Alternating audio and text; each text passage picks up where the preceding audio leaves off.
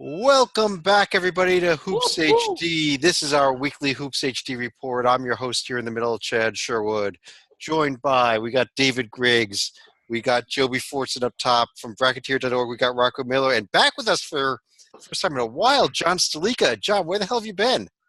I've been out to the Bay Area for about 6 weeks, but glad to be back home here in Cincinnati. So he went to one basketball game and it took 6 weeks to go there. What'd you do, walk or? Yeah. But welcome back, and we've got a lot to talk about, and I think we should get right into it. Before we get started, Chad, this was probably on Saturday the craziest day of the year, single day, and a lot of that was under the radar as much as it was on the radar, was some of just crazy, unexpected stuff that's been happening. We're going to get into all that, but is it always like that, and it just always seems like it's crazier than normal, or was Saturday exceptionally nuts? I personally thought, guys, good. I thought it was a great day. I think there's been great days, plenty of great days like that, but it was a great day. It was a great day, top to bottom. I think your under the radar component is very key, because the under the radar, a number of conferences don't have the depth that they normally do, and thus the under the radar schools have probably more attention and more ability, because they actually have an outside shot, not an outside shot of an at-large bid. So the focus is more. Well, you had North Alabama winning their second game ever as a D1 program against someone that was on top. It was just a crazy day. Yeah, that was. Yeah, you had North Texas losing to a team that was awful. It was just insane all the way up and down. You had North Carolina getting blown out by 20 before the game even tipped off against Louisville. It was – what a day. Anyway, why don't you start the show so we can get to all this? Let's get right into it. Hopefully we've got standings up on the screen, hopefully. Yeah, can we start the show, Chad? Can we get started here, Dave, Chad? We are underway here. We're going to start with conference that had a crazy result not only on Saturday, but another crazy game tonight right before we started. Let's start by talking about the Duke Blue Devils, who got a miracle win on Saturday at Florida State, followed that up with an overtime loss tonight against Syracuse. They are number one in the coaches poll, at least for now, though. Joby, you're our ACC guy. Let me start by asking about them and the other number one team in the coaches poll, your Virginia Cavaliers. Well, I think Zach Galifianakis was at the Florida State Duke game, because we saw Hangover City tonight with not just, and we'll get to the other side of that Florida State Duke game in a second and the results thereof. But Duke is still what we think they are, just so athletic, full of lottery picks. They showed something against Florida State. They showed me that they got defensive problems. They are not – someone's going to knock them off. They're not winning this thing. Someone's going to knock them off because they're going to hit their shots, like Syracuse did tonight, by the way. Well, Syracuse hit their shots, but, obviously, the big factor that Rocco, Trey Jones getting knocked out of the game early in this game. Duke was all excited. Zion Williamson was playing, but that injury, I thought, killed them tonight. And Jack was over 300. But, That's a great point, Chad. I think Trey Jones was the whole reason they survived the Texas Tech scare. They were down early in the Texas Tech game in the Garden, and Trey Jones really carried them through a lot of tough moments when they played a defensive-minded club like Texas Tech. A lot of people might have thought today's game would be similar, but Syracuse came up with an opposite game plan to just really attack Duke's softer defense, as you guys pointed out. And it worked to their advantage. Tyus Battle was able to do everything he wanted out there tonight. That had nothing to do with Jones being on the court or not. So great game plan by Syracuse. I'm a little surprised they were able to actually pull it off. I thought it would be somewhere along the way it would choke down the end, but they were able to get the big road victory that will hold up big time at the end of the year. I think we're surprised because Syracuse's lead-in was actually the loss at home to Georgia Tech on Saturday, but Pascal Chukwu was another guy that had a big game for the Orange tonight. I think it was 10 points, 17 rebounds. So, so in the last 52 hours, Syracuse has lost at home badly. I mean, well, okay, it wasn't a blowout, but it was rather handily. It was a blowout, David. Yeah, it was a blowout. 73-59. Blown out at home to a team that is about 100 miles from the NIT, and then they beat the number one team in the country on the road. And what, if it's not the best road win of the year or the best singular win of the year, it's going to be in the top 2 or 3, probably number 1. I don't think Virginia is going to lose at home. I don't think anybody else in the 1-line range is going to lose at home.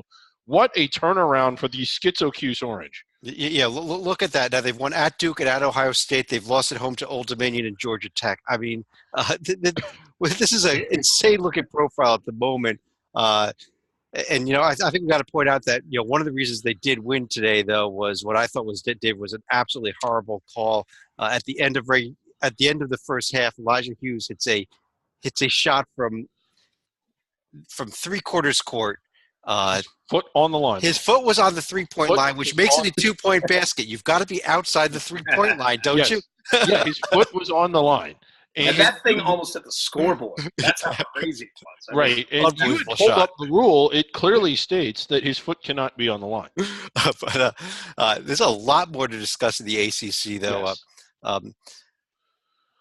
A lot of other games. I don't even know where to start here. But actually, let's start with the other team that played tonight, though. Rocco, how about the Pitt Panthers? I know you had them under consideration in a bracket you did today, and they followed up with a home win over a very good Florida State team tonight. Yeah, I mean, Pittsburgh's played great basketball, certainly the last 3 games. If you go back to the big win over Louisville in overtime last week. Over the weekend, I'm not sure how closely you guys were following the game at NC State, but they led most of that game. It wasn't until a late NC State run that they end up losing by 6. Easily satisfied anybody wagering on Pittsburgh that day. And then today come out and they keep it going, and they're just playing great ball the last, like I said, 3 times out at least. But throughout the year they've shown improvement, and they continue to build. And by all means, they're right in the bubble picture from what I can tell. I think that's now that puts them 3-3 in the quadrant 1 group, and then overall 4-4 in the first 2 groups. And the big loss is the home Niagara loss, but they'll have plenty of chances to overcome that. There is one glaring anchor, and I know that they're going to have many opportunities to offset that. Their next true road win will be their first, and that is a problem. We've seen teams left out for that specific reason. Exactly. They have to be David. They're at Syracuse this weekend, so they. Oh yeah, they're at Syracuse. So, I mean, they should get that one. Who's next? Because, like before every show, Chad emails us and asks us what we'd like to discuss, and I never respond, even though there's things I'd like to discuss. There are teams as we go through each conference that I think are being overvalued / overrated. We'll see if he calls on the team that I feel is. Well, I think actually the next team I want to discuss actually in this conference, and Sleek, let me go over to you. How about the Louisville Cardinals? They are not the team I was referring to. I'm actually very high on this team. Oh, I am. Coming off of a very incredible win at North Carolina over the weekend. Well, they've certainly played one of the toughest schedules and struggled early on in the preseason NIT with fairly close losses to Tennessee and Marquette. But even before the North Carolina game, they had some pretty spectacle wins against Michigan State and at Seton Hall. But go figure, a coach who constantly gets blown out of Villanova actually wins decisively at North Carolina in his first try. That's certainly going to be impressive, and I'd say Louisville is certainly on the right path towards getting back to the NCAAs this year. Well, beyond that, David, I think there's another team you want to discuss in this conference. Let me throw go back to the profiles. Okay. We have Louisville, who is unranked and still unranked coming into the day, and we had Florida State, who I think was ranked 10th or 11th. Let's look at these 2 profiles side by side, and which one stands out to you more? Anyway. I think it's clear. You've got 2 quadrant 1 road wins on the left, and you have the only road win is at Tulane on the right. I mean, it's simple, isn't it? Yeah, and Purdue, LSU, maybe in the field, maybe they're not. I don't think they're certainly not protected seeds. They're certainly not slam dunks into the top half of the bracket, at least not right now. Purdue's 9-7, I think. And like when you look at why is Florida State ranked 10th with that. Yeah. I mean, when they haven't beaten anybody that's really in the top half of the bracket. I think after tonight, David, you're going to see Florida State come down to the more of the middle of the pack when we're trying to do brackets, because that loss at Pittsburgh now stands out. I think the one saving grace Florida State had was their only 3 losses were Virginia, Duke, and Villanova. And when you say that, it just looks like, okay, they could easily be still a top 10 team. We don't know, because losing to those 3 teams doesn't tell us much. But once you throw in a Pittsburgh loss, and then you look at the teams that they've really only beat so far, now we're starting to really question them. Especially, as Rocco points out, the Duke game, because everybody saw it. It was the national game of its time slot. Yeah. It was the definition of a good loss. And, I know I'm not as big fan of good losses per se, right, but I think in terms of pollsters, it certainly was a good loss. Yeah, and I think this Florida State team has some good pieces on it, but like we kind of got into this the other night on the bracket show, and I just think this shows that Chad should not be allowed to arbitrate because he overruled me on Florida State. Didn't you, Chad? At the time, they had only those 3 losses that Rocco mentioned, so I got to defend myself a little bit here. Joby, coming up this weekend, we have one of those very rare battles of, even though Duke is going to fall after the loss, it is number 1 versus number 1 technically. AP number 1 versus Coaches Poll number 1 Saturday night. But Virginia's got to get by a home game against Va Tech. And they lost the last time they lost to John Paul Jones was a year ago, right around this time, to Virginia Tech. And Virginia's not looking ahead to Duke, I think, because of that, which will help them. But Virginia Tech's good. Virginia Tech also has matchup problems for Virginia more than anybody else in the conference because of their outside shooting. They look very UMBC, but better. How about that? But Virginia has been building a lot of boats at home lately because they've been boat racing a lot of people lately. I mean, don't let that Florida State 13-point score fool you. It was 62-36 with 2 minutes to go.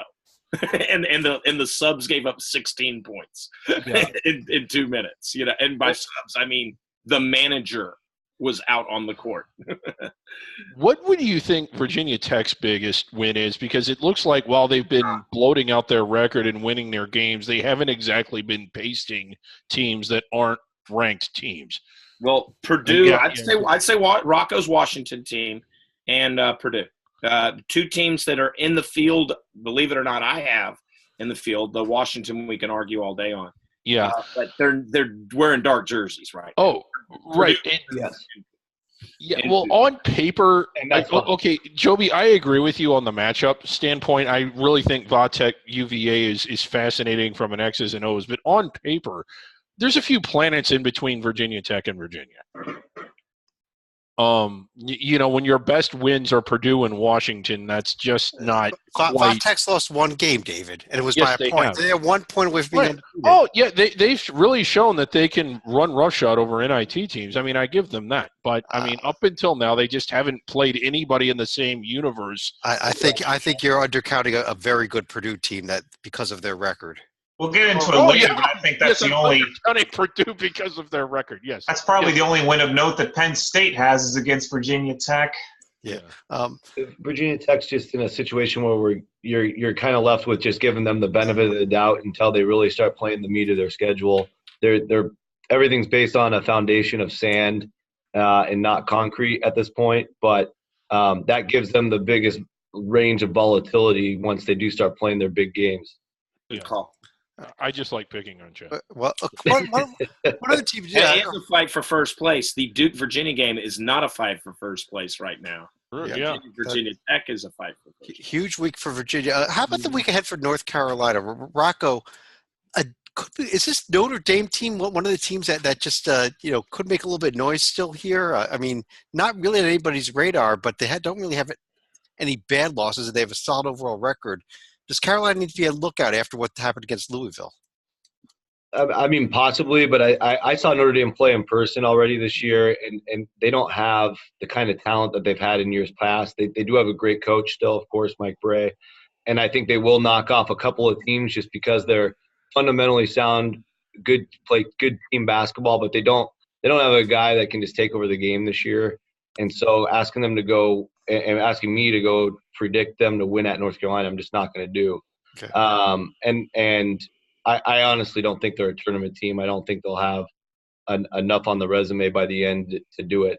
I just don't think they have enough talent. I'll probably get skewered for saying this, but I want to see how Georgia Tech reacts after their win against Syracuse, because they're doing a good impersonation of a team like Wichita State, where their offense, very average, but their defense is actually close to a top 10 if you go by KenPom ratings right there. Yeah, number 11 defense in the nation for Georgia Tech, and they've got a trip to Clemson, and then they're hosting Louisville, so we'll see what plays out there this week. Let's move over to another conference. Let's head over to the Big Ten, where as we record this, Maryland is taking Wisconsin to the woodshed. Yes, it's a murder on television. But let's start at the top there with the team that is either number 2 or number 4. Although Rocco, quite frankly, I think they're the best team in the nation, and that's the Michigan Wolverines. I'm with you. I honestly don't. You guys probably don't believe me, but I don't look at the AP Top 25 unless the game's on TV and I see the number next to the team. Mm-hmm. And when I saw Duke against Syracuse with a number 1 next to them tonight, I couldn't believe more people had Duke number 1 than Michigan. But it shows how meaningful the polls are. Yes, Michigan, I think, is the deserving number 1 team in the country. They're lights out at home, and they're getting it done on the road. They just have such a great, balanced team and well coached. It's a really fun team to watch. So couldn't agree more on that. And Michigan State obviously really good too. But Joby, how about this Maryland team? As we're as mentioned, recording right now, up big on Wisconsin. They're doubling up Wisconsin as we speak in the second team sheet. Yeah, and they had the win over Minnesota last week. They're and building. another win. Yeah, now not that we got not that Maryland. Yeah, we're not talking Superior Award. Let's put those two side by side and point out the differences. How about that one? Feel better. Beat Maryland. One's ranked number 1 and the other's no, never mind. One's a centenary candidate. No, Maryland. Yeah, and even that Seton Hall loss at home. I mean, come on, Seton Hall beating a lot of teams like Kentucky, et cetera. So, no, Maryland. And the thing is, Maryland has the great freshman Smith. He's starting to really get it together. You saw that at the end of the game this week against Indiana. Maryland is. If they're a stock, they're a growth stock, coming up. You're catching them now. Do I think they can climb and win the Big Ten? No. I mean, the Michigan schools have got a lockdown right now of some sort in terms of that. But could Maryland get sniff eventually the top 16 and get a protected seed? They have the potential to do so. I'm not saying they will. I think they'll fall just short, but they have the potential and the pieces because they actually have talent. I don't know if Turgeon's the one who's going to take them to that land, though. David, I got to give you your 3 seconds here. Nebraska this evening, huge road win at Indiana, 3rd best net rating in the conference. Yes, and when you put today into perspective, I mean, when you look at basketball in the state of Indiana, it's had great moments. Bobby Knight, Hoosiers was based on another great moment. I think one of the greatest moments ever was just Tim Miles setting foot. Well, you didn't let me finish my thought. Stalika, how about a team that I really don't know that much about, but they did pick a nice win over Ohio State. What about the Iowa Hawkeyes? I thought you were going to be leading into the rumble on the Raritan where Rutgers actually knocked off Ohio State in the preceding game. Well, we can get to that too. I could put Ohio State up on the other side of the screen here. But how about both these teams, both Iowa and Ohio State? 2 teams I think are going in opposite directions, aren't they? Well, Iowa was another team that's kind of middling in the Big Ten, but this is a conference where we could be seeing possibly 9 or 10 teams getting in, and beating Nebraska and Iowa State are going to be the most noteworthy wins. I'm not sure I'd probably say personally that winning at Northwestern is necessarily going to be one of their signature wins like Ohio State or even to a lesser extent Pittsburgh, or winning 2K Classic against teams like Oregon and UConn. But they're only 3 losses. pretty respectable. Had Michigan State and Purdue. Only the loss against Wisconsin would be any question. But if that's your worst loss, you're in great shape. Yeah, they're in great shape. Rocco, that other team on the screen there on the right-hand side hasn't won yet in 2019, including a loss at Rutgers. It's been a rough go for the Buckeyes. I do think they'll bounce back, though. I like their nucleus. Think they have a really strong coach, and I think they'll find a way to get into the field. But, I think we talked about it a couple weeks ago on the show. There's 10 projected teams that are tournament caliber right now. At somewhere along the line, one or two of them are going to fade. Maybe it's Wisconsin, maybe it's these guys, but things are going to ebb and flow. We've got 2 more months to go. Yeah, Chad, one of the things about Iowa is the game against Purdue kind of bugged me a little bit. I mean, I guess my feelings on Purdue are well documented, and they got beaten pretty bad, and they lost 3 of their first 4 in conference play. But since then, they've really pulled it together. I'm starting to become a believer in Iowa again. So I think that if you're buying or selling the stock, I think Iowa's stock is going to continue to rise. And Purdue, who you have up there, they've got Rutgers at home. They should win that one. If they get the home win against Indiana, I know it's a home win, but I think that might be the thing that finally gets their motors started, just more from a momentum standpoint, and allows them to get the wins that they need. But other than the Notre Dame loss, I can't fault them, Joby, for any of those losses that Purdue has. No, they played a tough schedule, but at some point you have to win that schedule. At Wisconsin. Well, and that's the thing is, before the Wisconsin win, let's say we had projected out the remainder of their schedule at 8-8 with a win and a loss in the Big Ten tournament, so 9-9. They would have been sitting at the end of the year at 18-15. You are not getting in the NCAA tournament, even with this resume, at 18-15. And 8-8, a 9-9 record in the Big Ten is, extremely realistic. A 500 record, is extremely realistic. I guess it's 10-10 now. But that's for any good but not amazing, not a team with Michigan at the beginning of their name this year. Purdue, though, with the win at Wisconsin, might have indeed, like you said, turned the corner. Then you get a win against Rutgers, and that Indiana game is huge. And so if all of a sudden they've piled up these wins, they're not looking at 9-9, 10-10 sort of records. They're looking at 4 games above 500, and that all of a sudden that 18-15 record that I described goes to 20-13. You're in 19-14 with their schedule, and their record is probably in. So, and I'd say with the field the way it looks this year, probably definitely in. So it is very important for them to take care of business. Maybe that Wisconsin one will launch them. And I agree with David. Indiana. So important to them. I think it's also noteworthy to point out on Purdue's schedule, they only play bottom feeders Northwestern, Rutgers, and Illinois once. Penn State is the only one of the bottom 4 they're playing twice. So if they were to go, let's say, 10-10 or 9-11, I would not have an issue with putting Purdue in, depending on who they actually beat. Well, what about the Indiana Hoosiers? Let's one more team. Rocco, I got their profile up on the left here. They lost a couple games this week, including the game tonight, and 4 of their next 5 are on the road. Real tough stretch for them. Tough stretch for a team, relying on a star freshman along with Juwan Morgan. It'll be interesting. I know one thing, David Griggs and Tim Miles are definitely going to be Hoosier fans the rest of the way. If they do end up having a solid year, that will finally be the road win that got away from Nebraska last year. Yeah, and it's kind of like Nebraska has had close calls on the road. They finally get it done tonight in a big way. But Indiana, I don't think it's time to hit the panic button, but it's time to sort of feel some urgency here. They're 1-4 on the road in true road games. And when you look at 4 of their next 5 on the road, they really need Rutgers, and they really need there's another one there, Northwestern. I think that they almost need both of those.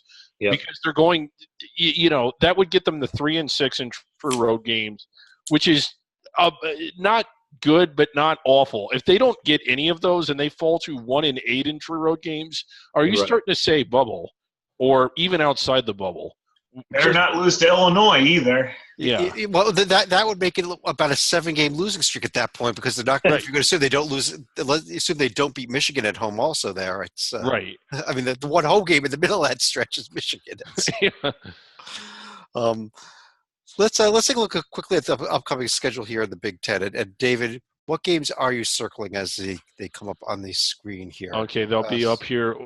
Whiskey at Maryland. We're watching that right now. Iowa, Michigan State at Nebraska. Okay. For a couple reasons. Nebraska, like Michigan State, a likely protected seat. There's been some rumblings about us even moving them all the way up to the 1 line.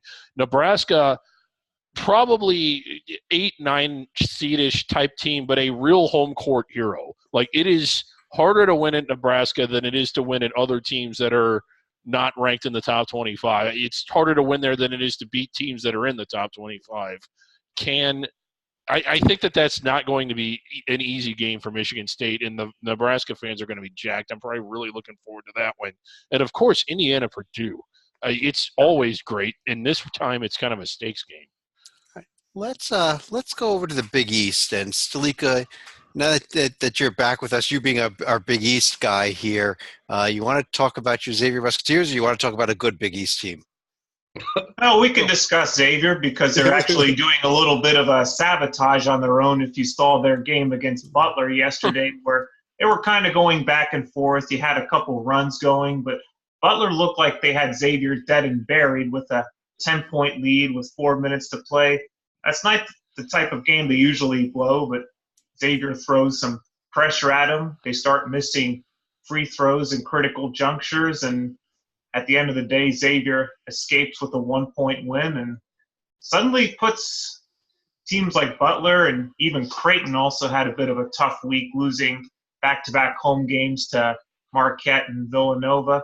Suddenly, this could be looking like a 4-bid conference, or even 3 bids, if heaven forbid a team like St. John's starts to implode if Shamori Pons is out for any extended length of time. Yeah, Rocco, St. John's losing a home game to DePaul without Pons, so I think you put an asterisk by that loss, but still, it's a loss to DePaul at home.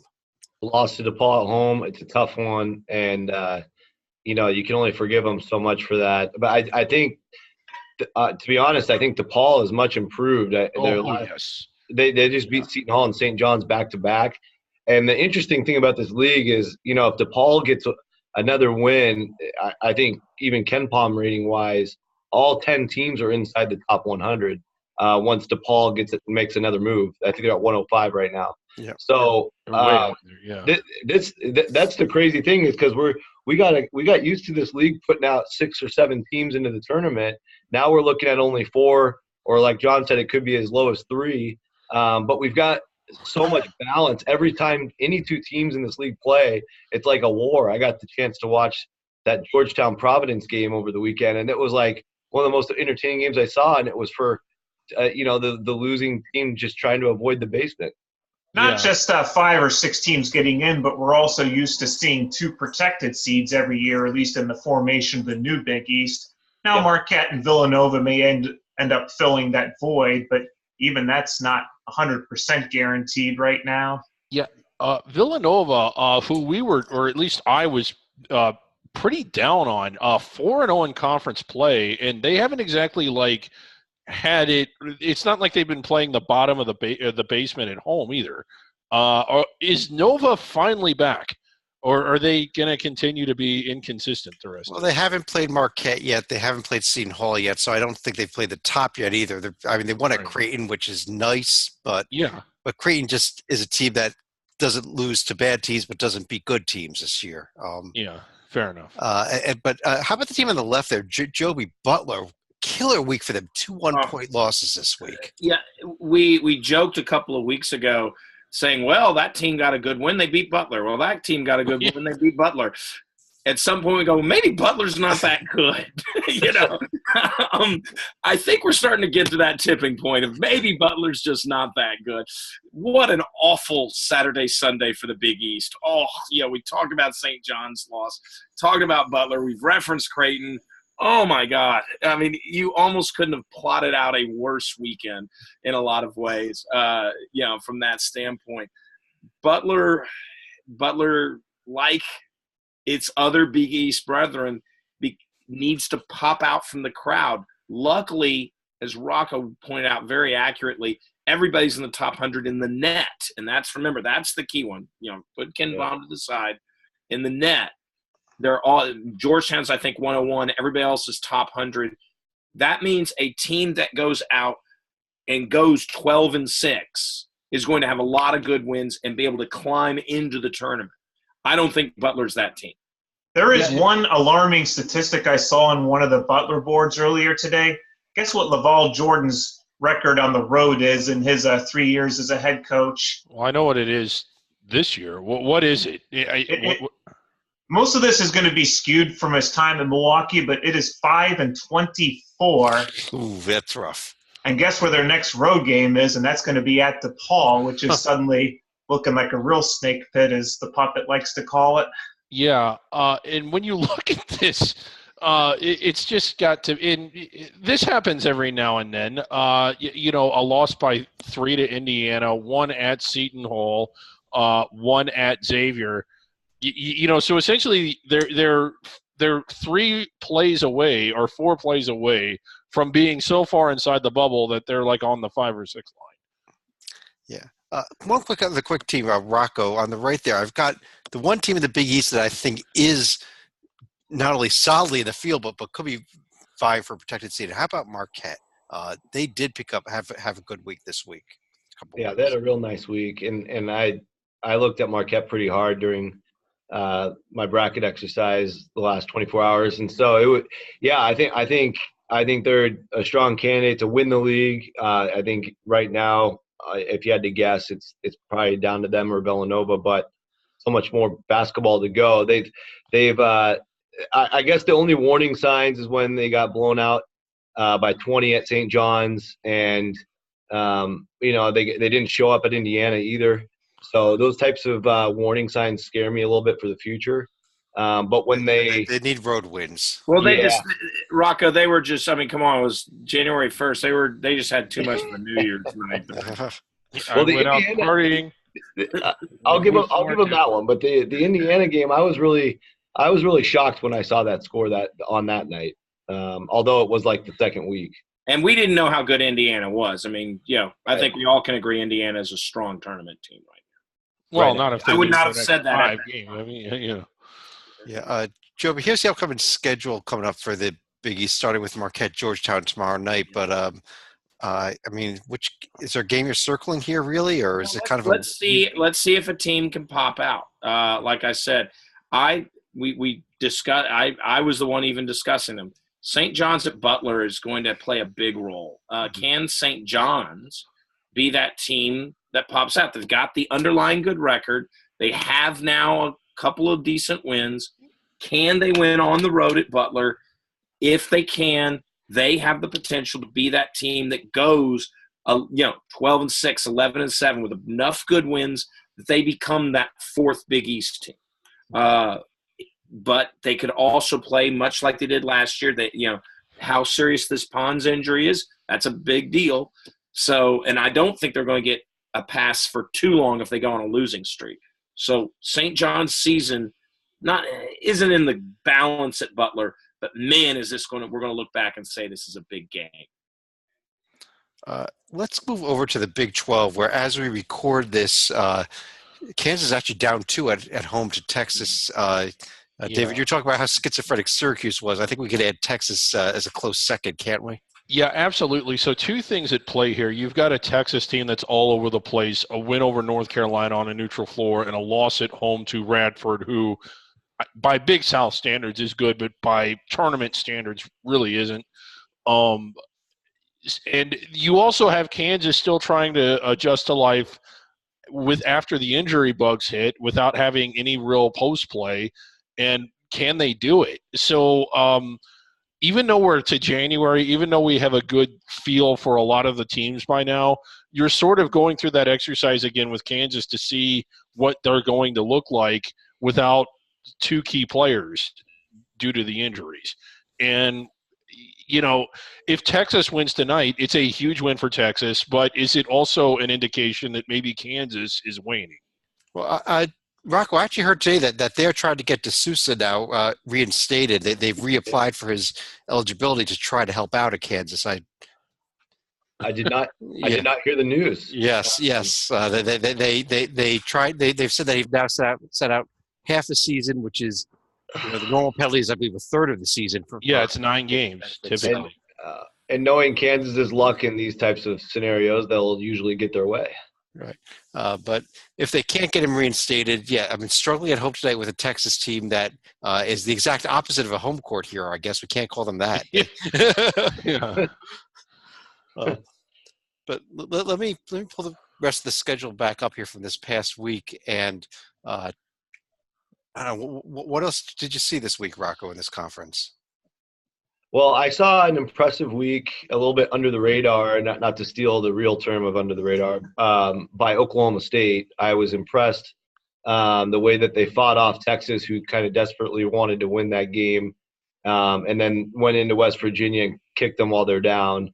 It's not an easy place to win in Morgantown, especially when you're a kind of lower Big 12 team like Oklahoma State. So, good week for the Cowboys. And then there was one other team that I wanted to point out, but I've got a team. I've got a team.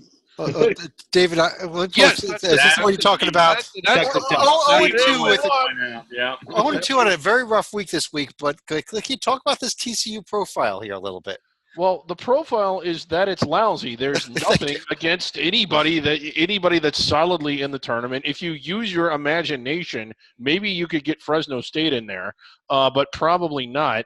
But again, it's just kind of weird. Some really good efforts in games that they've lost.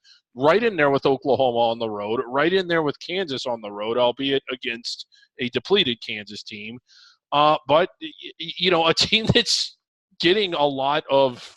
Are they still in the rankings, or did they drop out? They're not in the rankings, but Joby, you're a numbers guy, and you look at the first thing you look at the strength of schedule. Oh, the 14th strength of schedule of the nation, but where is it? Exactly. Well, it's games like that Lipscomb game they lost, but no. Remember what Central Michigan is. I think 16-2. So if some of these teams have bloated records. Only 2 games. Not all. Good. Indiana State next to Drake is the second best team in the Missouri Valley, I think, this year. It's actually they're playing a lot of not NIT teams, CBI teams, and they took care of business. But I think another problem for TCU is going to be Jalen Fisher's injury status, and he's going to be out indefinitely. Yeah, so Jalen Fisher being out is huge because he's not just for the points he produces and the ability to run the floor for them, but it's the glue. He's the glue guy without a doubt on their team. No doubt. The thing about TCU, which was interesting, we mentioned the Oklahoma game, we mentioned the Kansas game. Kansas desperately needed that because of the Azubuike. They have to prove they beat somebody without Azubuike.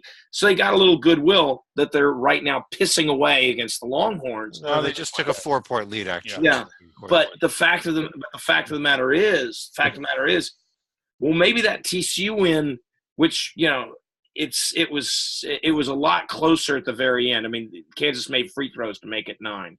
I was sitting in a sports book. I know people were not happy because the line was 6 and they were not happy. But maybe TCU just isn't that. Maybe they're the Butler of the Big 12. I mean, except they just haven't racked up the losses yet to do that.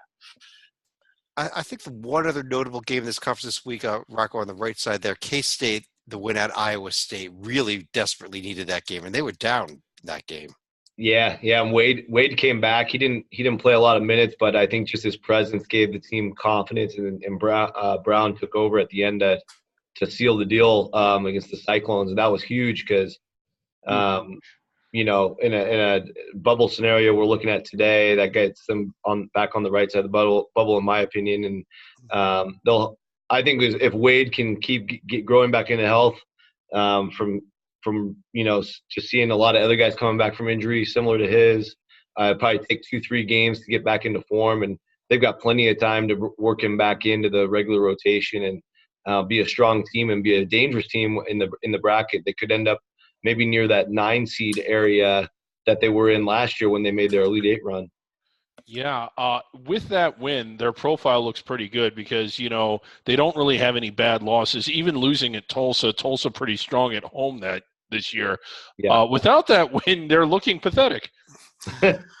Makes a huge difference. Yeah, it does. Stalika, let me bring up the upcoming schedule here, the Big 12 on the right-hand side there. Tell us, obviously those top 2 games are going on right now as we record this, but what are you looking forward to this week in this conference? Just all of them? Or? Well, we alluded to it earlier with the Jalen Fisher factor. They have to win against a depleted West Virginia team because you don't want to be losing to a team at the bottom of the conference, even as loaded as the Big 12, but at the same time, you also have a game on Saturday at Kansas State, who's slowly starting to figure their own way out. I think we also got to circle that Iowa State-Texas Tech game Wednesday night. Yeah, and we got the Red River Shootout on Saturday, the first half of it anyway. Yeah. And I also wanted to call out Baylor lost a real crucial player, Tristan Clark. I think he's going to be out for the season. 14 points, 6 rebounds. Their leading scorer. I know Makai Mason's finally healthy, but now no Tristan Clark. It's going to be tough for the Bears. I also like to call out that they've lost to Texas Southern and Stephen F. Austin at home. Without Mason, though. Okay. Let's head over to the SEC. Joby, let me start things off in the SEC. Oh, boy, do I have a bone to pick with this league. Okay, but I want to start at the top, Joby. Though this Tennessee team that went in a gator chopped the Gators. The entire team did after the game. They are good. I mean, plain and simple. Remember, they also beat Gonzaga. It's not just about beating Southeastern Conference teams. This is Rick Barnes had some really good teams at Texas. He did some work at Clemson, but this to date, we could see it all fall apart, is the best coaching job I've seen him do. And they look good. They are stronger than Big Blue. We have a minor scoreboard problem here, I think. Wow, that is. Please ignore that score, that highlight. Sorry, Joey, go ahead. That's a hell of a performance by South Carolina. Well, I mean, they played both days. Yeah. That snow was pretty rough on the Missouri Tigers, that's for sure. But yeah, no, Tennessee, they are a 1 seed in every bracket you're going to see for the most part, especially when Duke's lost tonight. You probably knock them off a few 1 lines. Very deserving of it. Just look at that beautiful profile. And I have a feeling this league has strength, will give them more wins as long as they take care of business. They can afford a couple of losses here or there. You will, once again, I think the Volunteers will be a 1 seed. I agree. David, you had a bone to pick with this league, though. Let me throw it over to you next. Well, okay. Well, again, the exercise of teams that are overvalued and overrated, I think there's at least one. I shouldn't say the league. It was more or less just 2 teams. One is Auburn and one is Mississippi State. And if you pull up their profiles, you'll notice something about them. There's Auburn on one. Here's Mississippi State on the other. You should notice that neither one of them really has anything on it. Yeah. Between the two of them, one quadrant, one winner was at Dayton. That. Now, there's nothing really bad on either profile. Correct. And I'm not here to imply that these are not tournament caliber teams or really good teams. I just don't think they're teams that should be ranked in the teens or would be seeded anywhere close to a protected seed if we were to do that today. That was my point. Well, Rocco, I know you did a bracket today. Well, what about this Auburn team? I mean, number 17 in the net, 14 in the old RPI, some great metrics, but where's the beef, Exactly. Yeah. I mean, all their damage has been done on their home court. They did beat Arizona in Maui and Xavier Stalika, but in overtime, by the way, But yeah, going against Xavier. Yeah, going off Chad, your favorite metric, and I like it too, is just look at what they've done against the board. Washington's barely in maybe today, and they've crushed them at home, but Arizona's kind of barely in. They beat them on a neutral, and outside of that, Murray State, who's more of an auto bid type of team, if they're in, they just haven't played the meat of the schedule still. So it's a lot like Virginia Tech scenario, but maybe even a little worse because they've got 3 losses. Now they do have all top 100 teams left the rest of the way, so it's not an easy way for them. And South Carolina, the one that's not, is showing some strength lately. Speaking of teams, they're looking like a vintage Temple team from the late '90s, early 2000s, where they just absolutely suck non-conference despite a tough schedule, and then just start sabotaging the league once league play starts. Yeah, South Carolina is interesting. I see Chad's pulling them up. Try to pull them up. As soon as they lost to Wyoming. Yeah, they did. There it is. Yeah.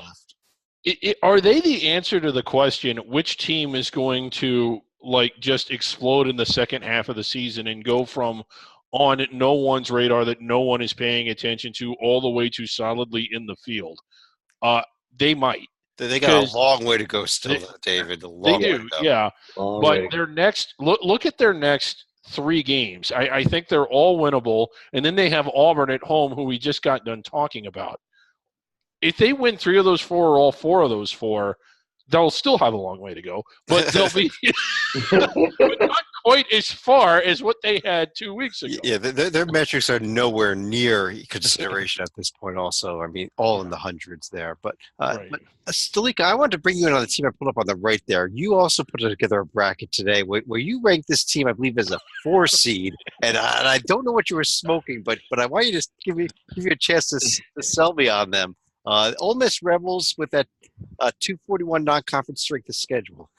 Well, even though it's actually legal where I was for the past 6 weeks, I was not partaking in those substances. But I must say, I was actually impressed with the Rebels, a.k.a. Rebel with a cause here, because in just the span of about a week, they've gone from kind of iffy under Kermit Davis to suddenly looking like one of the most improved teams, if not the most improved team in the country, where you consider where they were last year. You win at Vandy. Okay, nice road win. You beat Auburn by 15. That'll get our attention. And winning at Mississippi State, where the Bulldogs, I don't think they lost at home yet this year.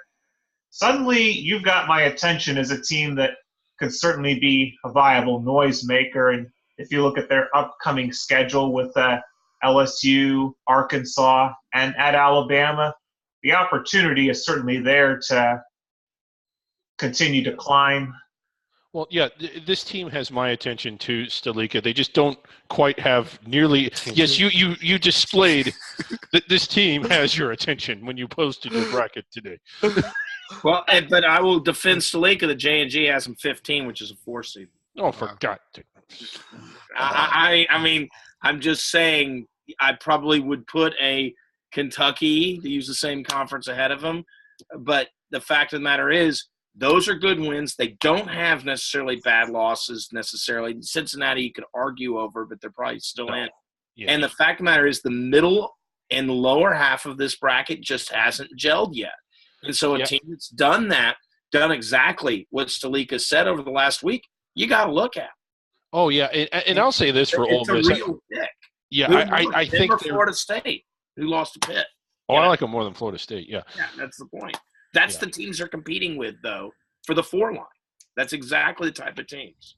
It's Florida State, it's Temple, it's Kentucky, it's Maryland, it's Iowa. That's your 4. That's around your 4 line. Temple. Well, that's not. Discussion in a minute here, Joby. I think we're going to go to the American after this. But Rocco, I first want to throw the next week's schedule of the SEC up there on the board for you to take a look at here. We've got a couple big ones, including the LSU Ole Miss game tomorrow night. LSU Ole Miss. I think that's going to be a great one. They're both, undefeated in conference. Ole Miss has all the momentum, but they're going to have to get refocused quickly. I think LSU's been a little bit hibernating since a couple big non-conference games, and so they're ready for a big test. That'll be a really, really, really good game, I think, tomorrow. Also, I want to say that Kentucky at Auburn will probably be electric down in Auburn on Saturday. So that'll be a good one to watch. And a big week for Alabama, a winnable road game at Missouri, then a game at Tennessee, and a team that could use some wins there also. Well, they need to get that one at Mizzou. Mizzou just not having it this year. I fear that we might not see a Mizzou-Kansas matchup in the NCAA tournament this year. I mean, it's starting to concern me. I'm going to go to the American. And Joby, I want you to tell me why Temple's a 4 seed.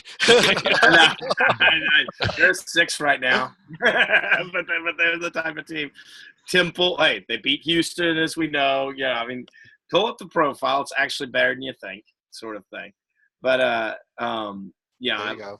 Yeah. They beat Houston. No, that's about what I thought it was. That's and they won at Missouri they won at Missouri. Hey, Davidson's okay, and they have no real bad losses because neutral court lost to VCU. VCU's in most people's brackets right now, or at least is either the A-10 champ or even but they're actually under the at-large line in most brackets. So but that's, once again, we just looked at it. That's better than Auburn's profile. But that's the point is Auburn is in 4 seed line in other brackets, you see. Again, not in my look bracket. At who you're competing with. Ole Miss, Auburn, North Carolina State, I mean, these are the teams that you get to at this point. Virginia, Marquette, all these, Oklahoma, they're already in at this point. The people go, oh, that's definitely better. I think the other ultimate irony about ultimate irony about Temple is they seem to be able to beat the higher quality teams, but you look at landmines like East Carolina and Tulane. Yeah. This is not the year to be tripping up against those teams. Unlike the team that's listed to the right. Temple I've nicknamed Temple over and over again as the Glass Tiger because they are a 2-hit wonder in a season, most likely. I'm waiting for their other hit. They might not have it on the schedule, unfortunately, because the American is, hey, it's rising. Like the Titanic rose after being sunk. But but I think Temple's solidly in the field right now, and if they do not slip up, I think they're going to be wearing white. A potential trap week this week at East Carolina, and then that Big 5 matchup with Penn, who's and that could change everything. If they have to take care of business, obviously, but they actually have the foundation to do it now. David, what about that team on the right, the Bearcats? With the exception of the East Carolina loss, it's a team that's pretty much held serve. You had described Butler as or I think Creighton is. They beat the decent and mediocre and bad teams, but don't beat any of the good ones, and that's kind of what I think of when I look at Cincinnati. They were not blown out, but not really. They didn't really make Mississippi State sweat all that much either. Losing to Ohio State in a game that made you want to gouge your eyes out, albeit it was so early in the year. But there's just, I mean, I think they've done enough to get in, but there isn't anything that gets me all that excited about them. UCF also 3-0. They're in first place right now. Houston 1 overall. But let's pull up UCF. Well, pull up UCF, Chad, because we were all big on them coming into the year. They've only lost 2 games, and at least in I kind of forgot about them. Both losses were barely, right? So. Yeah, they were. But the bad loss, the Florida Atlantic loss was a bad loss at home, though. That was 20, and they're not as good as Temple because Temple won at Missouri. I'd like to point out. Well, UCF beat Temple, though. Yeah. But they lost to Temple. But Temple lost to them. You're right. Yeah. Here's the upcoming schedule, Stalika, the upcoming schedule in the American. I don't know. What are we circling here? If anything, maybe it's that Penn Temple game. Actually, it's a non-conference. I'm actually going to circle the South Florida games because I want to see if this team is for real, whether it is going to eventually fold. I know they had a nice home win against UConn, but going to Cincinnati and then hosting Houston, that's about as close to a gauntlet as you're going to find in this conference. But at the same time, Cincinnati and Wichita State is a game you'd think we would be a mortal lock to highlight, but with the Shockers slumbering this year, not so much. Yeah, Rocker, you're on the South Florida bandwagon also, aren't you? I want to be. Okay. I want to be. And they fought Temple tough. That was an overtime loss. Yeah, it was. And they fought Tulsa tough. I watched both of those tough losses for the Bulls, but I like their style of play. They just play very confidently. They play tough defense. I think they got good characteristics to build a winning streak. But yeah, like Luca said, the schedule coming up is really going to tell us a lot. They've got to answer the bell. I don't think they got it in them. I want to like them too, but I just can't. But I think they're more Wichita State than Wichita State is when you look at their KenPom offense of 258 and defensive around 50. Yeah. Let's briefly look at the A-10. We mentioned that VCU team earlier. I think them, along with Davidson, St. Louis, Dayton, we've got a bunch of teams here. But David, let me ask you, is this a one-bid league or is there a shot for two here? Well, there's a shot for two, but it has to be somebody they're not doing themselves any favors. I think VCU has the best overall out-of-conference profile, so they're the best ones with a chance to get inside the bubble. But if they lost to Davidson this week, though. What's that? They did. They did, and that is not what you want to be doing. I still think that if VCU goes on a tear and gets to 15-3 or 16-2, they would be inside the bubble. I think just about any of those teams would, but I don't think there's I'll put it this way. I still think that there's a decent chance that the number one first place team is inside the bubble if it's one of those four and they end up running away from the league. If not, then I think it's only going to get one. I think if we're going to look at another figure that the puppet likes to throw out, pull up Davidson's profile because I want to see if they're still undefeated at home this year because that's traditionally one of the more difficult places to play in the league. It is, and I don't think they have lost at home, John. They have not lost at home. Albeit one of those wins was against Dartmouth by 3. But this is the problem we see with these A-10 profiles. Davidson, solid metrics, but Rocco, 1 Tier 2 win, no Tier 1 wins. Yeah, I think Davidson's definitely leaning more towards the must-win the A-10 tournament, at least at this point, unless they go on a huge tear. But I do think VCU with their win at Texas and St. Louis with their win at Seton Hall, they actually have legitimate chances to have a really solid league season and have an opportunity to get in a large bid. And I think it's not inconceivable to get 3 bids with those 2 profiles. Yeah. VCU also have to win over Temple.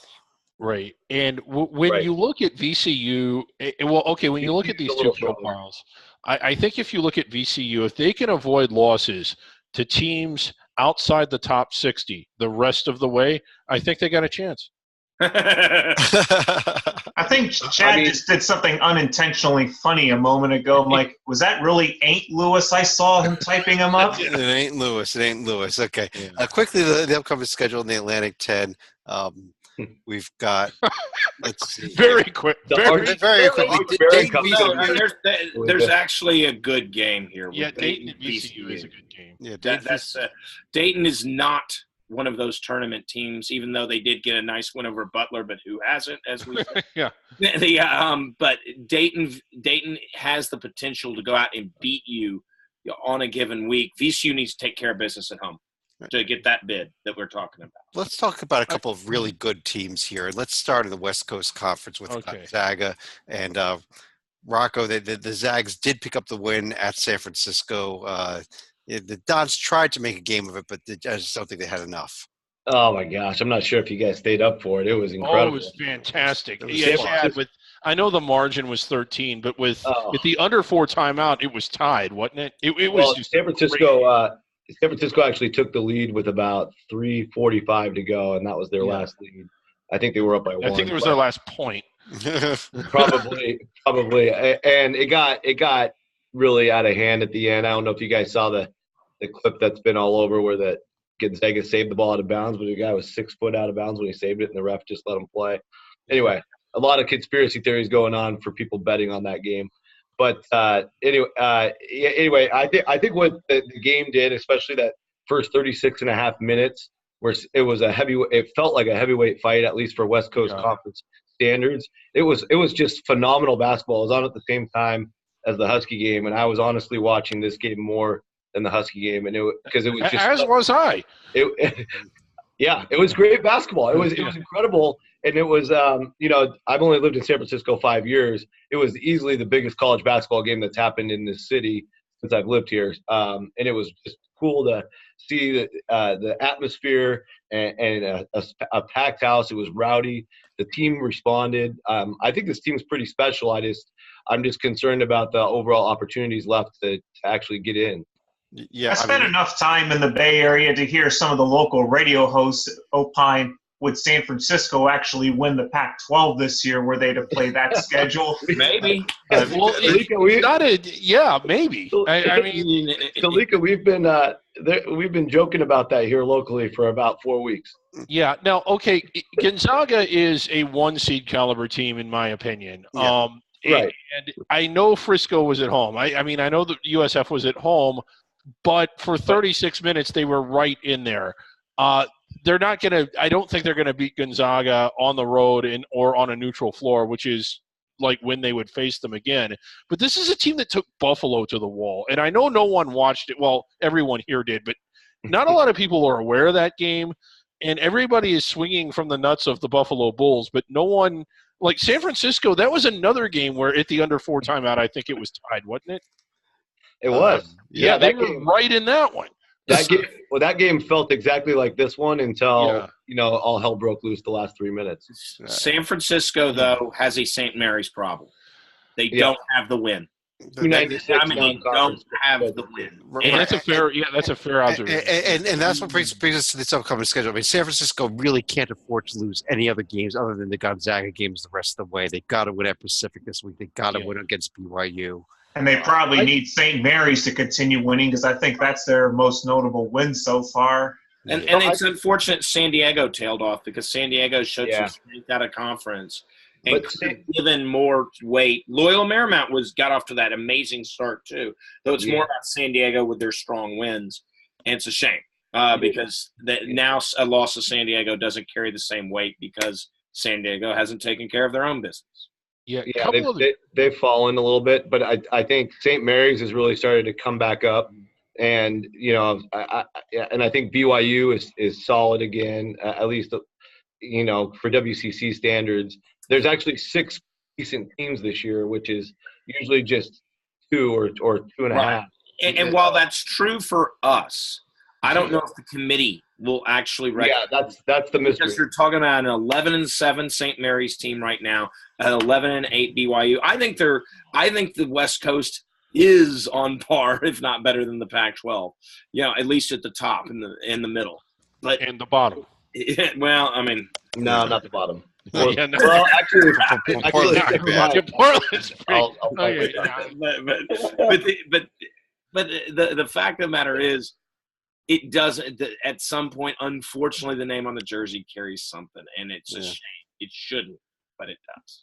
Well, this league is spending money now. If you're reading, a lot of the enthusiast Adams posts, they're spending a lot of money. That's why you're seeing these games on ESPN2 now. And I think maybe it won't pay off this year, but you can see these programs are really growing. Even Santa Clara is getting hot right now, and they've got a couple good players. So, and Romar down at Pepperdine's doing good things. So it is becoming a quality league in a hurry.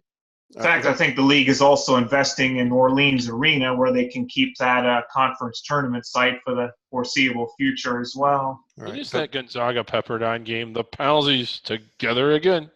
I gotta go to that. Let's keep moving here. We're almost out of time. We've got a couple more conferences to go through, but quickly the Mountain West Conference, where Rebels Nevada bounced back from their loss to beat San Jose State and win at Fresno. Big win. UNLV and Boise still technically undefeated at the top of the conference, but I don't think we're talking about anything other than Nevada at this point. Although, I mean, Joey, is there a case for Utah State? No, the case I think now would be it would have been Fresno had they been able to do it. Utah State, they got the win, but come on, there's not the opportunities to get multiple of those sort of wins, and this is a one bid league. And but I think you say one bid because Nevada is not losing the conference tournament. They're that much. Yeah, losing at home was the killer for the Aggies though against Fresno State. Yeah. Fresno, good team. I just don't think they're good enough, or at least not on paper. I don't think it's going to get good enough unless they beat Nevada, which they had the chance to do at home and couldn't. By the way, I buried Wisconsin because they were getting doubled by Maryland. They just hit a 3 to take the lead with 2 minutes to go. Oh, my God. I wasn't watching. I had it on, but here they are. Wow. I got to change channels here. Wisconsin, earlier, making a big comeback. No, I've been looking at it the whole time. That out to paying folks. attention to it. Wow. But David, quickly, the upcoming schedule. Nevada's at a Boise State team. Boise State, horrific in non-conference, off to a 3-0 conference start, but I think it's a factor. It's a mirage. Nevada's going to absolutely obliterate them. And then they get Air Force at home. But let's take a look at, one other team that's in the top 25 right now, not one of these conferences, Buffalo. We've mentioned them a few times already. I'll just pull their profile up here. They continue to win, and they are at Western Michigan here coming up tomorrow night, and then Eastern Michigan this weekend. They just keep rolling, David. I think so. I think they roll all the way until maybe that game at Toledo. I like this Akron team, although if you've been paying attention to what's going on there, they've had a player charged with assault, a little bit of a locker room issue going on at Akron that could be affecting their chemistry. We'll get into that later, but the game at Toledo a little disappointing too, now that they've gotten in the conference play. I really like them out of conference. I still kind of think this Kent State team has it in them to be really good. But I don't know if Buffalo's going to win them all, but they're probably going to be favored to win them all. And I'll say this, as someone that talked all year long about how strong the MAC was, Buffalo is better than is more better, if that's the way to put it, than the rest of the league than I thought. Right. In fact, I think it might even be a credit to a team like Mother Miami. They played on Saturday, where the Red Hawks actually kept it close for a half and had a few chances to take a lead towards the end of the half, but they failed to capitalize at the line, and needless to say, Buffalo just completely blew it open after halftime. Buffalo's had a few strange first half. That non-D1 game against Lemoyne was tied at halftime. I don't think Lemoyne scored in the second half, but Rocco, is this a top 4 seed though? Buffalo, protection seed. I've got them just in the very last spot for the 16 on the seed list, but I think over time what's going to start to happen is a bunch of teams below them are going to pick up huge wins, and it's going to be hard to keep Buffalo above them. I think the same thing's kind of happening to Houston, but it's even more severe for Buffalo because at least Houston gets cracks at teams like Temple and others in the AAC. So, but if Buffalo just goes all the way to the end with just that Marquette loss, I think there should be enough Armageddon in there to keep them at least close to the 4 line. Yeah, if they do all that, I would think you would have to, and you would have to dig below the surface. But you're talking about winning some games on the road against teams that are phenomenally good at home. Yeah. Let's do a quick segue into Wednesday night's Under the Radar show and end with the Pac-12 conference. Oh, I didn't realize we hadn't done them. I was all excited. I thought the show was over. We might as well be over. Although, let's throw the one question there, Joby. Can we get multiple bids out of it? Yeah, because the bubble tails off, whether you're looking at the Big East not delivering as many teams as we thought, the SEC is probably not going to give us the full number that we thought, and the Big 12 probably will not deliver as many as we thought. I mean, the Big 12 is constantly looking at 8, out of their 10 teams. They're not doing that probably this year. It's more like 6 or 7. That leaves room for, we talk about the Arizona schools. Arizona State's look like crap the last week or so. Arizona's probably still in right now. Washington, Rocco, please. It's just a bereft of anything on a profile, but they keep winning. Well, yeah, they keep winning until they lose. You almost have to say, John Teitel just joined the call. They're in. Well, John Teitel, on perfect time to discuss Pac-12. Is he on? Yeah. John T., how are you? You want to discuss a little Pac-12 with us? I don't, but I'm glad you guys are running late because I'm going to squeeze in dinner with a longtime college friend, so thank you for that. Same old. Bay Area sucks. Arizona miraculously 4-0. The Beavers are who I want to talk about because I did say, I think a month or two ago, that this team had a prayer of competing. I did not think that they were going to go 3-0, considering they went 7-11 in Pac-12 play last year. They beat the California schools, from the LA schools, I should say, and Ducks. All 4 of their non-conference losses by 3 to 6 points. They've been in every single game. I really thought that the key this year was going to be all the coaches' kids. You got Ethan, Stephen Thompson, whose dad, Stephen Sr., is an assistant. You got Trace Tinkle, whose father, Wayne, is the head coach. But the X factor of all people, 7-foot junior college transfer Kyler Kelly, he's leading the nation in blocks over 4 a game, even though he did not start the first 6 games of the season. This is a kid. He's not a freshman, even though he's a first-year player. He went to 2 different junior colleges in Eugene before coming to Corvallis. So my question for Rocco is, how on earth can you imagine a kid at like Seattle CC deciding to roll a Pullman? I can't. He's an incredible story. I got to watch Oregon State play both games last week, and they beat USC without Tinkle, which I know USC is a dumpster fire, but I was still impressed that they could pull that off in overtime without him. Stephen Thompson played incredible. Great story going in Oregon State, but you know where they go this week, and we'll find out what they're made of. They're making the trip of all trips down to Arizona. Not just because they have a star freshman suspended, that doesn't mean USC is a tire fire, does it? No, it's a tire fire for many reasons. It's just more about what happens on the court versus off the court. This may be one of the weeks where we actually could say we could circle a couple of Pac-12 games in the upcoming schedule. There's Oregon State, Arizona State, and Arizona games this week. Could be fun ones. Believe it or not. They should be. Yeah, and Oregon's, everybody knows they lost Bowl, but they also got Luke King back, and I'm not sure if Wooten will be back this week, but he's coming soon. But I don't think they're as down as people want to say they are. I think that they obviously had that crazy collapse against UCLA, but they responded nicely by blowing USC out of the gym. So I don't think people can take Oregon lightly either. So I think but all 4 of those games between the Oregons and Arizonas are going to be quality games this weekend.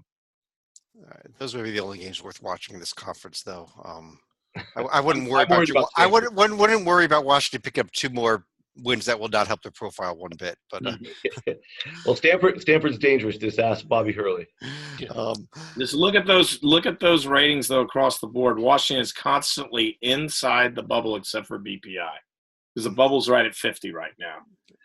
The metrics were helped a lot this week with the 2 big road wins and actually playing good basketball. It's amazing what that will do for your numbers. Let me pull this down here. Let me go through each of you for any other thoughts or any other comments about the evening or anything else you want to discuss. Joby, let me start off with you. Any other final thoughts for the evening? Yeah, a conference we didn't discuss, but maybe more deep and better than the Pac-10 is the Southern. Yes. And this week, what's interesting about it is Furman's win over Villanova, and this is where it's referenced today. Furman's win over Villanova gives an anchor that is now helping every other team. Because then when Furman loses to a Wofford and an East Tennessee State and a UNC Greensboro, if those 4 teams – all 3 of those teams are better than Wofford. Yeah. If all those teams, and all of them, by the way, have net ratings like 69 or better. If all of them take care of business on the rest of the Southern, including a decent Samford team, as long as you continue to rise up and they only lose to each other and 2 pop out, one of them being Furman.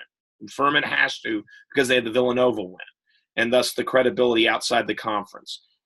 You actually have a chance. You have a chance if one of those 2 teams wins the conference and the other conference tournament and the other goes to the championship game. I think you might actually be able to have an at-large mathematically get in because, A, the bubble is weaker than it normally is. The Pac-12 conference, which we just discussed, is a big part of that. But the resumes will actually line up and the metrics will line up. But a lot of things, there's ifs there. But because there's multiple wins to be had that can be quadrant 1 and 2 wins, you can actually have a decent-looking resume at the end of the day. Yeah. I pulled up those profiles. Look at all those top 100 numbers in those top 4 teams. It's amazing that you're talking about a Southern Conference and not a Pac-12 or something when you're looking at that.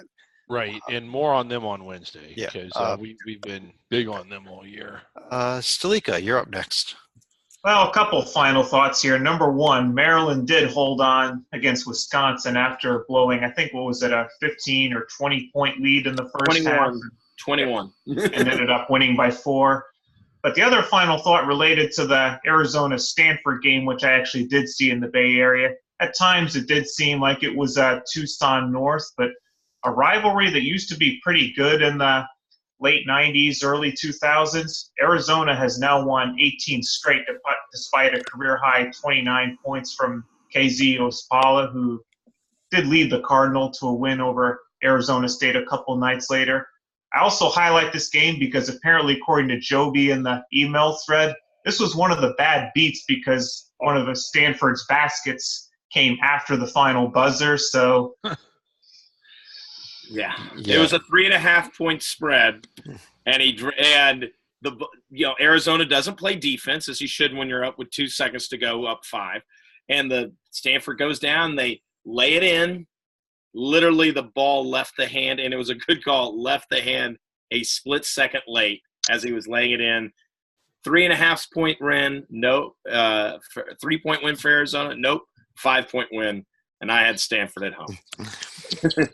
On that note, so we discussed Arizona. Titel, let me swing it over to you. So I'm going to take it out to the Midwest. I'm sorry I missed any earlier discussion of Marquette, but I get the privilege tomorrow night of seeing the Marcus Howard scoring experience as they come to visit the Hoyas. A junior point guard from Chandler, Arizona.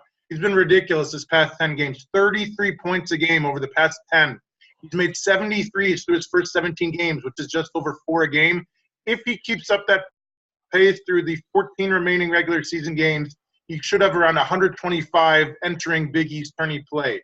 If the Golden Eagles can make a deep run in March, which I would argue they can, not sure if they will, but they can, he has a legitimate shot of breaking Steph Curry's all-time record of 162 threes in a season. I don't know if he's going to score 50 against the Hoyas tomorrow night, but I can't wait to see it because I think he might. Well, okay. We'll look for your update on that. And Rocco, over to you. Yeah, so Chad, for those watching at home, sent us an early email earlier today and wanted to know a couple of teams that we thought would come out of nowhere and play themselves into NCAA tournament contention. So I, of course, took it to heart and went through every conference that we discussed tonight and wrote down 5 teams, but I found later that 2 of them were already really close to being tournament teams. That would be Florida and Syracuse. Syracuse now has the win they need, so not worth discussing. Florida, I think, is close enough. They can play themselves in. We already discussed South Florida. I think Georgetown is a team to continue to keep your eye on. They've got a lot of potential. I love watching Mac McClung. I know Titel's getting to see all this up close and personal. Very exciting team to watch. So I'll go with a sleeper team that probably a lot of people have written off. They started 0-3 in the Big East, and that will be Providence. They were on the back end of a game they blew 2 different times by not fouling on Saturday. But I do think Providence has the players and the coaching and the confidence to get back into the Big East race. And like Joby said at the beginning of the show, if they get up to a 10-8, 11-7 type record, they'll have enough wins to potentially warrant a bid. So I'll final answer say Providence. I like that. Actually, there's another Big East team that I was looking at, and Stalika would like the fact that I was looking at it, but I think Xavier is a team that doesn't have that much bad in its profile so far. Going to have the opportunities. Coming off that nice win over Butler, kind of keeping half an eye on them also. But I think you're kind of right that the Big East may be the conference that team comes from at least. But I think you also have to watch the depth of a team like Xavier because Quentin Gooden has been out the past couple games with a bad ankle. I think he had actually tweaked it during warm-ups against Marquette. So that's why you saw guys like Najee Marshall and Paul Scruggs both playing 40 minutes against Georgetown and Butler. What's funny about Xavier, they were down double digits against Georgetown and Butler. They never panicked, but yet they had double-digit leads against San Diego State and Seton Hall, and those are going to be 2 losses that I think are ultimately going to bite them in the ass this year. We'll see. But, David, let me let you finish things off here. Yeah, another team that I think could make a run at the tournament to kind of piggyback off Rocco. They're kind of under the radar because they started off, I think, 1-3 or 1-4, but they've won 5 of their last 6. Their metrics are really climbing. They've got a lot of winnable games ahead that can really improve their profile. I think if they win their next 3 or 4, they can be right on the bubble, and that is this group right here. Let's get them up. Strength and conditioning coach Andy Endura. Oh God. I think on that note, the show has gone way too long, so we got to get out of here. On behalf of David Griggs, John Stalika, Rocco Miller from Bracketeer.org, John Teitel, Joby Fortson, I'm Chad Sherwood. Thanks for joining us, and we'll talk to you again real soon.